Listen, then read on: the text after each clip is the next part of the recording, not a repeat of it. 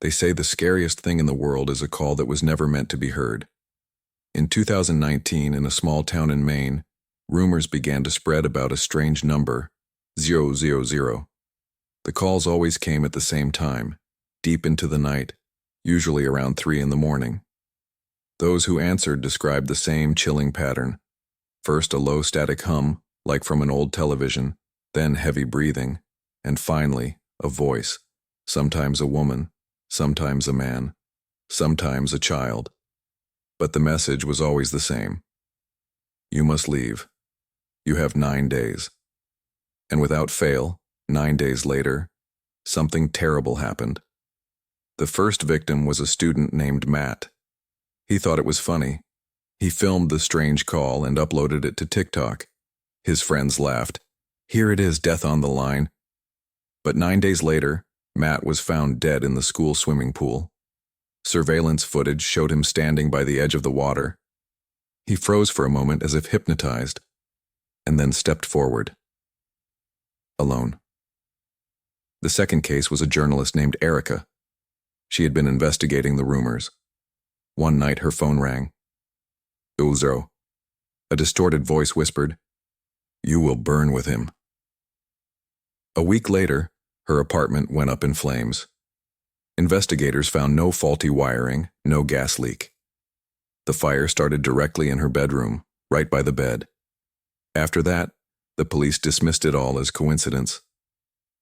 But online, more and more people began posting about the mysterious number. On Reddit, screenshots appeared. Some ignored the calls, others answered and marked the 9th day on their calendars. Then things escalated. A Reddit user named Shadowhunt uploaded an audio recording of his own call. On it, a child's voice could be heard whispering, "Now you're all cursed. Everyone who hears this will hear me." 3 days later, his account vanished. And the people who had downloaded the audio?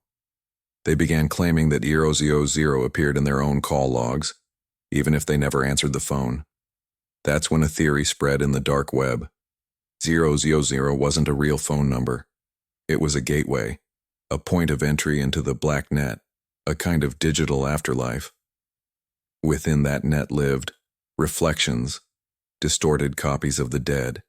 Every call was an invitation. 9 days to prepare, and then your reflection comes to take your place. The stories grew more disturbing.